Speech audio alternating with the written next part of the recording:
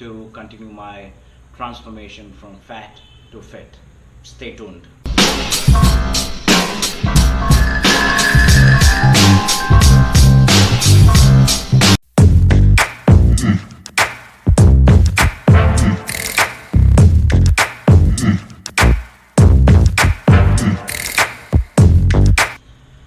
Welcome everyone. Today I'm going to give you an update on my transformation and talk a little bit about my macros and the training routine which I'm following. I know it's been a while since I haven't updated on my the transformation series because firstly I've been there's a lot which is going on apart from the workout and stuff, and secondly I'm not able to film all my workout which I do in my gym. That's something which is not happening, but as far as the training goes, I have been training pretty consistently, I would say.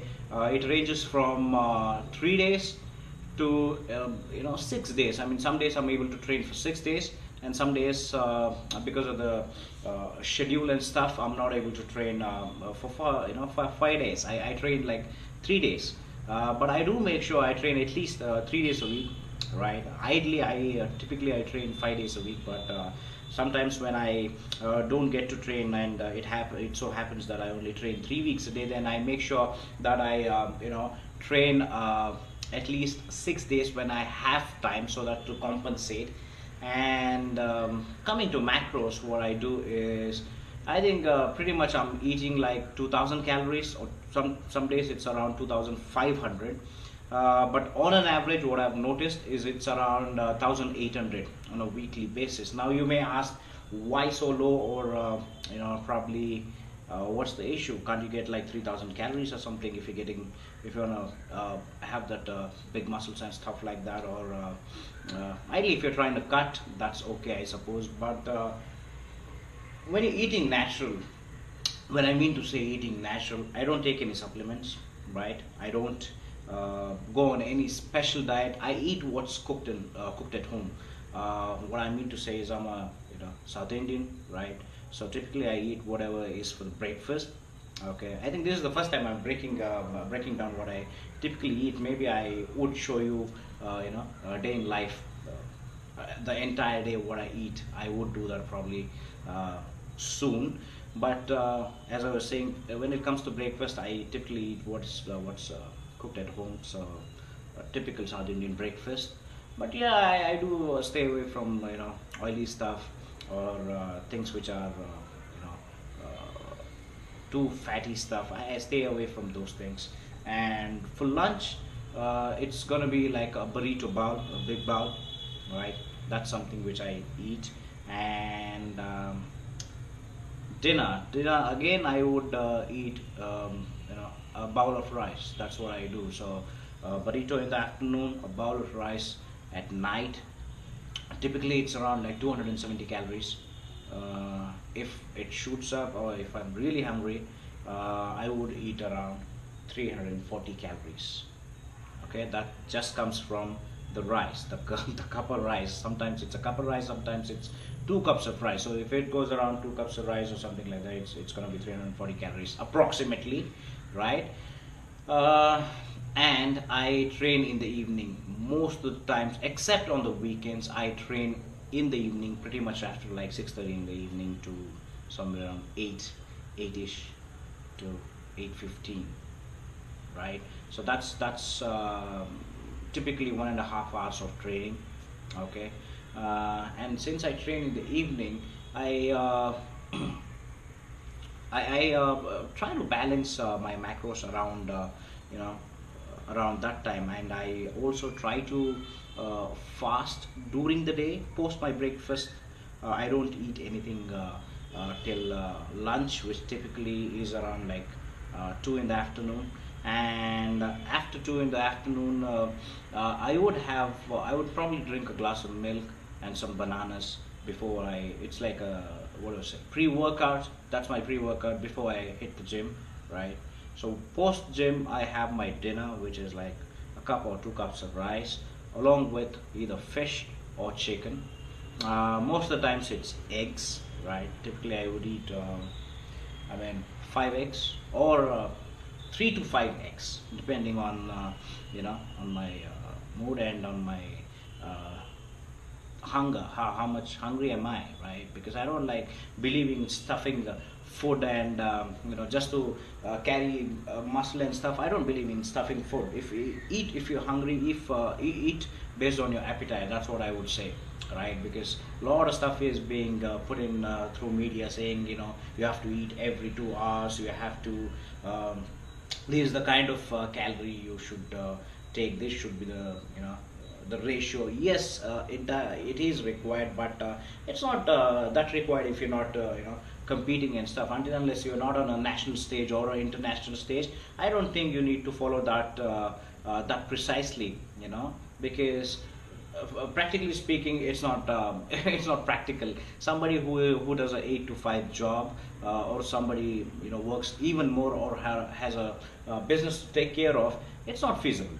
So let's not get into it. Let's not put everybody in the same bucket and say this is the hard and truth gospel which you need to follow in order to build muscle. I mean, yes, you don't come in shredded as I would like to use the word, but shredded as somebody as a competitive person. But hey, what the hell? I mean, you can still look good. Still, I mean, still have muscles. Yes, maybe your body fat percentage is not like 5% or 8%, which is not required. I mean, as long as you're not obese and healthy, it's absolutely fine. I think I missed out. Okay, so as I said, eggs are something which I have. Eggs, banana, fish, and I eat red meat. That's typically once in a week. Apart from that, uh, this is my diet. This is what I eat day in day out. So I don't take supplements, I don't take any other vitamin tablets. I just eat wholesome food. And about food being organic, I think again it is very difficult to get organic food, as in mm, uh, you know you can't have that much of control until unless you're growing in your own farm. And how many people do have their own farm, and how many people are doing this stuff? So it's not feasible. So again, things have been said like this is best. Yeah, it is best, but do what you can do with what's available at your disposal. So that's what I believe in.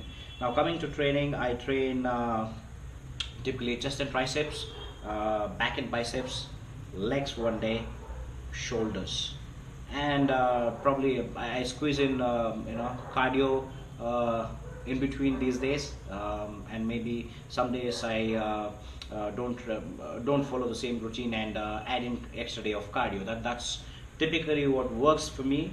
And I always believe I'm not a guy who does ton of sets in terms of working sets, because that's a big misconception. People either follow like 4 sets or 5 sets of this and 4 exercises of this for this particular body part, or they try to replicate what Dorian did, like just one working set or two working set. Now I am a disciple of Dorian and I do follow the HIT method. Okay, however, in order to get to that intensity or that kind of poundage, you need to have volume. You need to do a lot of warm-up set, and then hit that 1 set or 2 set. That's how I do. But I also advise you people to train around 85% of your maximum poundage, so that you don't overtrain yourself. I heard somebody telling like there is no overtraining. Well, let me tell you, there is definitely overtraining. The body gets fatigued. I mean, when you train, you actually annihilate your muscle. I mean, you break the muscle fibers, right? And when you rest and recover, provide the nutrients, that's when you build. So if somebody says there is no overtraining, there is absolutely overtraining, whether it's the mental or the physical. There's always overtraining. So one should always balance out training, rest, recovery, and also make sure you provide the body with ample nutrition. Okay, so definitely there is overtraining. I wanted to clear that. Even if I'm repetitive, I do not care, because that's something again is put out in the media. And especially if you look at the media, or the print magazine, whatever you want to call, they'll write an article where they say like the best way to stimulate muscle is to go on hit, and the same article on the next article they're going to dish saying that if you go on taxing your body with heavy poundage, you're gonna destroy a muscle, or it's gonna compromise your gains. So that's something which you often hear, but based on my experience and what's worked for me, okay, is rest and recovery is important, and training heavy and intense is absolutely important to building muscle, especially when you have when you don't have that much of time to spend in the gym. So as I said, that's my training routine, and I suggest to train around 85% of your max most of the times, but like once in 2 weeks or 3 weeks based on your energy levels, try going beyond that, like 95% just for a set, and to shock the body. That's gonna change your body. So this is my tip and advice on my transformation. Now please do share your thoughts and your opinion on the video. Also do mind you, I'm a natural lifter, so I'm not saying that I'm the best, or I look great and stuff like that. I'm trying to do what I can, and just enjoy life and enjoy lifting. The reason I got into lifting and bodybuilding is because I enjoy it and I love it, right? Whether I'm going to be a 60-year-old, I'm still going to do that, and I'm not going to have muscles probably at that point, at that age, compared to what I had in 20s or in my 30s, right? But still I would do that, not because to post on Instagram or something like that, but because I love it and I enjoy it. That's the most important thing, what we should be doing. I think we all forgotten that, and we are on the hype train. So please do support me, subscribe to my channel,